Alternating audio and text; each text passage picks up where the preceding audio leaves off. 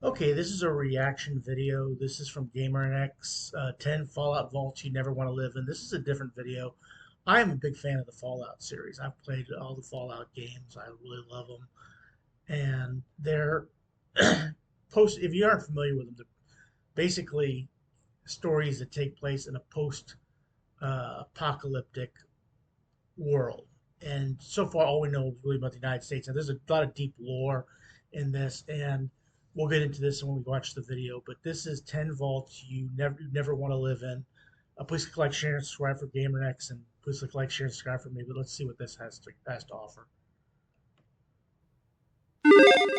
In the Fallout universe, as it became clear that some kind of nuclear war was inevitable, people started crowding into these. Yeah, there's actually, if you go to the Alternative History Hub, there's a pretty good about 16-minute video which gives the lore, a pretty good dive into the Fallout universe. Basically, after World War II, the Fallout universe basically diverges. But keep in mind, the bombs in the Fallout universe fell on October 23rd, 2077. So that's well into the future but it's more like a retro future. But we'll get into it as we go on. Giant underground shelters known as vaults. For the government and the people living inside them, they were supposed to be a lifeline for the future, mankind's ability to return to the surface and repopulate and thrive after the radiation in the air finally. Yeah, basically the theory is they were going to build these underground vaults, and they were going to build quite a few of them so that people could, if the nuclear holocaust happened in the Fallout universe, people could go to these vaults, survive. There'd be enough, be self-sustaining vaults to survive, and then repopulate after the fallout and the radiation had left. Well, that was what the idea was, but in the Fallout game, it was actually a darker objective here. These vaults were basically experiments. They only made, I think, 122 vaults, if I'm not mistaken, and a lot of them had different social experiments, let's just say, that went along with them. But we'll keep going. Began to dissipate. The vaults were safe, secure, and never meant to fail, but as fans of the series know, that wasn't quite the case. What was actually going on was that Vault-Tec, the guys who built all the vaults, were using the vaults to test different survival scenarios for the ones actually in charge of the project, a conspiracy of businessmen and government officials known as the Enclave, who were presumably planning on going into space or something like that. So, vaults opened early, or they were missing necessary supplies or had key systems break early, just to see how the vault dwellers inside would respond. Most vaults actually failed miserably, and today we're talking about the absolute worst ones in the 10 Fallout vaults that made people crazy. Could be people inside, could be you, the player, either way, there's plenty of craziness going around in this one. And starting off at number 10, it's Fallout New Vegas' Vault 22. Probably one of the most unique vaults in a Fallout game. It's, well, the Plant Vault. It's a pretty unique site compared to the rest of the Mojave Wasteland, and that's for sure. It's actually a pretty fun vault to go through. I have played the Fallout games, and I've done this vault many times. There's a lot of spore creatures that live there that you have to take on, and there's also a couple side quests that you can deal with. There's a ghoul that's survived down there, and you can get information from one of the computers. You can either destroy it, or you can bring it back to a guy at McCarran Airport. The goal of the vault, however, isn't nearly as sinister as many of the others. It was meant to be a green vault, one that would be sustained by plants, so actually useful survival research for once. Of course, if you look at the state of the place, it's pretty obvious things didn't go exactly to plan. The mad scientist Sid Big MT donated some spores meant for pest control, but, well, plant monsters. The pest control was a little too effective because everyone in the vault was killed by them, leaving the shambling monsters in their place to wander the overgrown halls of what ended up just being another failed vault. It's not exactly madness-inducing, but it's pretty crazy and unique as far as vaults go.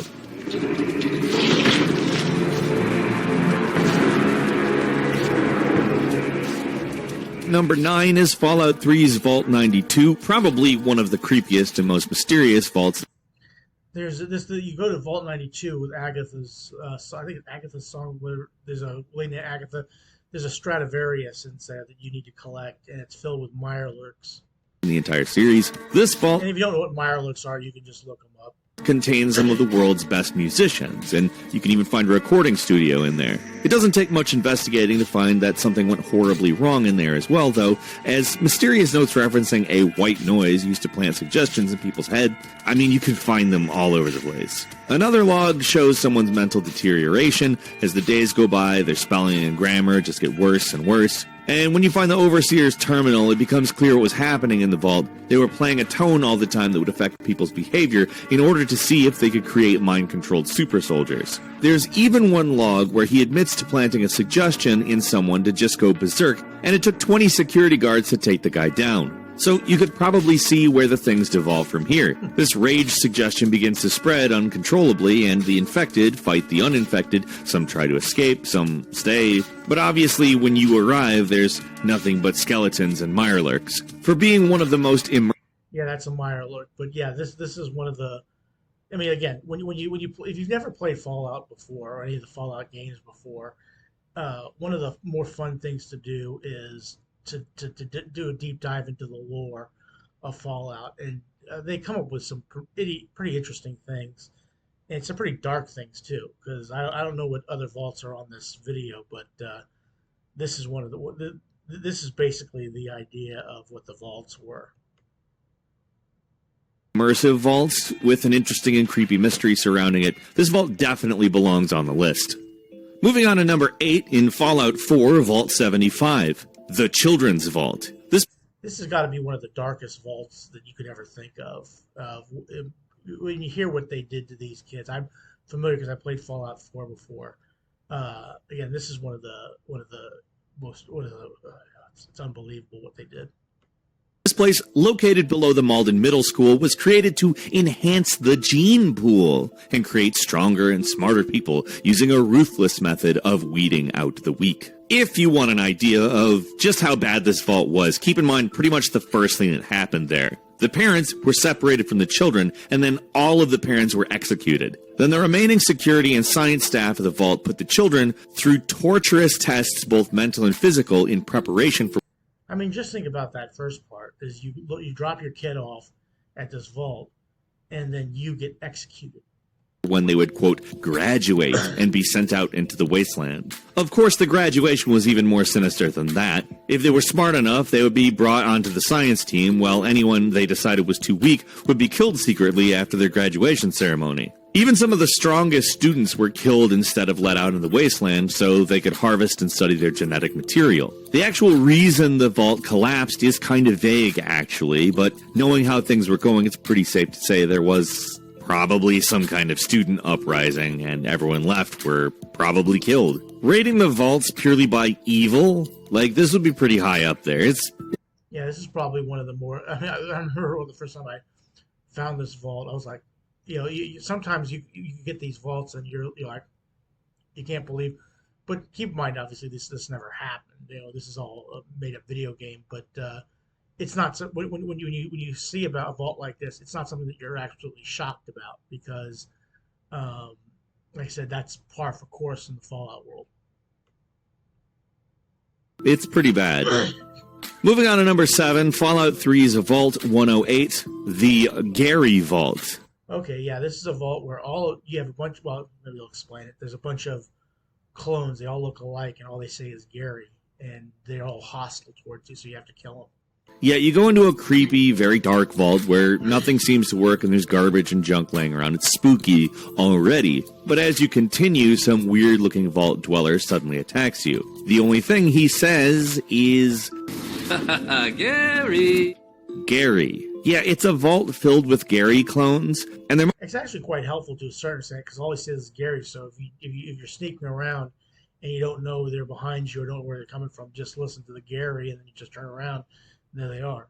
Mostly all unarmed and are pretty pathetic. It's kind of creepy, but weirdly funny at the same time, and the vault gives almost no clues as to why there's so many clones of one guy. The most you find is a holotape in the cloning lab talking about how the clones are hostile to non-clones. and that they're planning on getting rid of some of the clones to make room for other experiments. And obviously that didn't go very well, because it is scary as far as the eye can see in this place. It's weird, it's creepy, but it's also completely ridiculous and did get laughs out of me, so basically, yeah, Fallout. Gary! And It is really a strange vault when you think about it, but all these vaults are strange when you think about it. number 6 is Fallout New Vegas' Vault 11. There's a bit of a bitter irony about Vault 11 that's both tragic. Yeah, this is the vault where I believe where you did not want to be. All vaults have overseers, and this vault they had an election to be overseer, but if you were the overseer, that was not a good thing because it basically was a death sentence.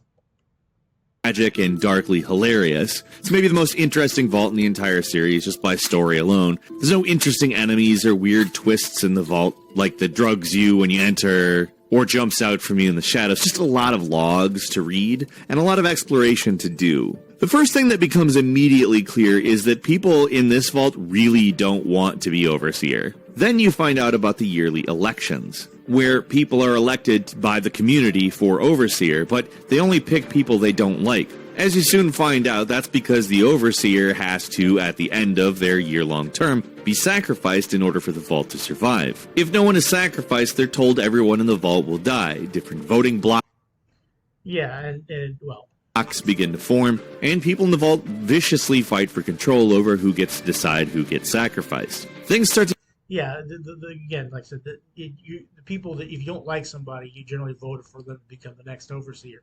And if you're the next overseer, that's basically they kill you because that's what the vault tells you. The vault says if you don't kill one person, they're going to kill everybody.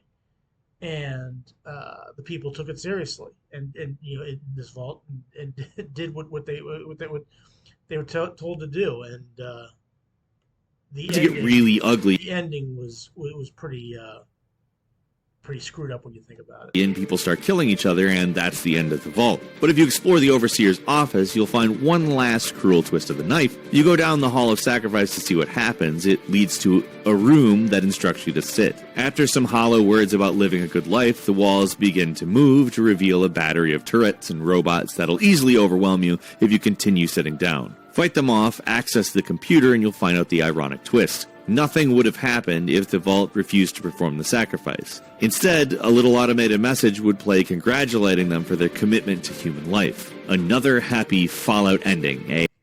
Yeah, like I said, that's the twist, is that had they not, in this vault, assuming I know it's not real, not killed everybody, if they had not killed the Overseer, nothing would have happened. They wouldn't have died. They would have all survived. But because they took it serious, because they believed it, they all, whoever became Overseer was killed. Eh? Wait. People should know what happened. They could learn from it. If there's anyone out there at all, I hope they never have to find out. Ready, Harry? No, wait! And at number 5 is Fallout 4's Far Harbor with Vault 118. This vault, built underneath the Cliff's Edge Hotel, was going to be a pressure cooker where working-class families would be stuffed into an unfinished second wing of the vault, while 10 super-rich families would occupy the first vault and be tended to by robot servants. Classic vault setup, right? Fully on class lines. The problem, I guess, that never actually happened. Instead, some specific families bought out the vault, and when it reached a snag securing funding, they used it for their own purposes. What purpose, might you ask? Putting their brains into robots, of course. So yeah, this vault is absolutely crazy outside of its intended goal. Instead of being a social experiment, it's filled with completely nuts robo-brain robots who all want you to solve a murder mystery, like a classic parlor murder mystery where everyone's a suspect. And, well, let's just say it's completely ridiculous because they're all... It's certainly not as dark as Vault 75, but it is pretty strange when you see that all of them put their brains, those are robo brains. If you're not familiar with the Fallout world, there are machines that are called robo brains, which have little brains in them, like you see if you can see the picture there, that go around.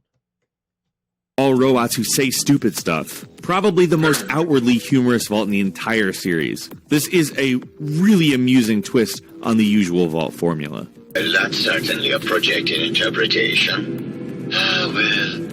At number 4, the Fallout 1 Los Angeles Test Vault, which is of course not an actual vault, but still one of the creepiest locations in the game. This vault, which you find under the cathedral, is actually a test vault, like I said, built by Vault-Tec. It's a demonstration. But none of that matters. What makes this place so crazy is what's inside. It's the Master's secret base of operations. And he's probably the creepiest bad guy in the entire Fallout series, let's be frank.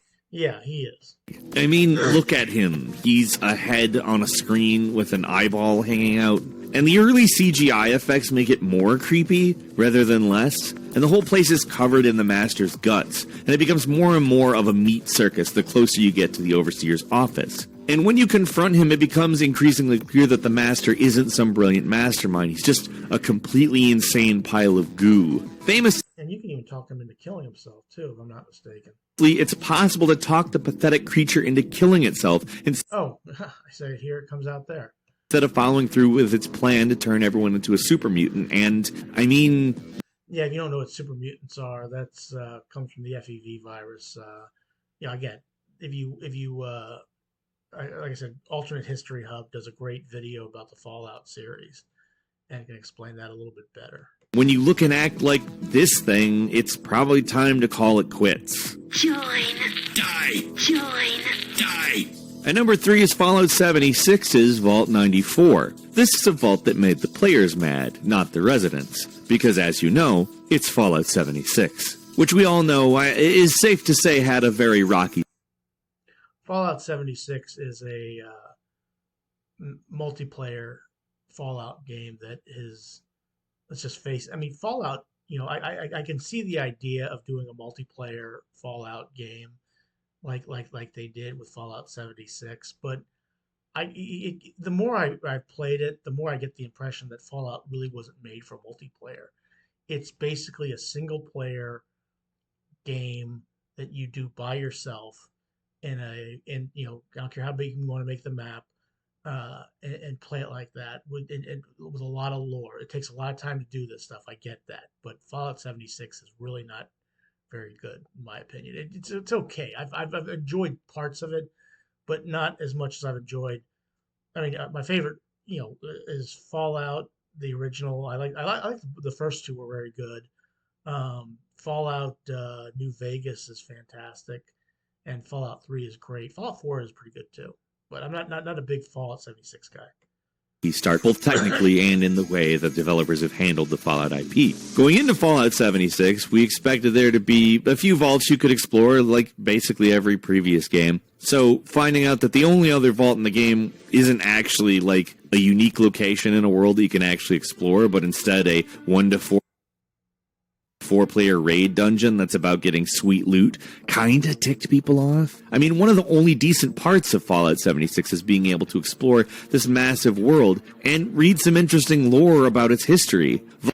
Again, that's what Fallout is really about. I mean, apart from going and killing ghouls and killing super mutants and bad raiders and things like that, Fallout is a game where you are a single player. And now you might have a companion or two, but that's really what the game is for. And the multiplayer Fallout 76 really isn't very good. Okay, it really hasn't taken off.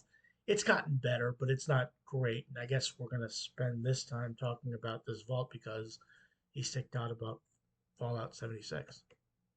Vaults are made for that kind of environmental storytelling, but instead of that, we get this goofy multi-step raid dungeon that doesn't really even work well when awkwardly grafted onto what is, frankly, the Gamebryo engine still. We know they've used different names through the years. They're not getting off the hook. It's Gamebryo. And here's the thing, there is a story to this vault, but who's going to see it? There's holotapes and notes in here. Unless you play on Novice, you're on a time limit. And you're getting attacked from every single angle by constantly respawning enemies. The whole thing just seems like the antithesis to Fallout. Which is probably why with the Wastelanders update, they're completely removing vault raids from the game. Hopefully this means Fallout 76 will finally get some normal vaults to explore instead of whatever you want to call this nonsense.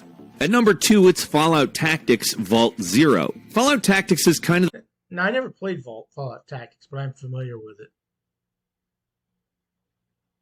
the black sheep of the Fallout series. Fallout Brotherhood of Steel is kind of the loser burnout of the series. Pretty well dismissed as being non-canon by Fallout fans when it was released. It's since been somewhat reevaluated, considering some of the less than impressive story turns that later Fallout games from Bethesda have taken. Still, it's definitely the Hasn't been that bad. weird one. It's not exactly an RPG, it's a tactical Again, if you don't know, Fallout was not created by Bethesda. Bethesda owns the license to it, but I think Interplay, I want to say that's who were the ones who designed the Fallout series, Fallout and Fallout 2, and I think they went out of business, and Bethesda's done a decent job with it.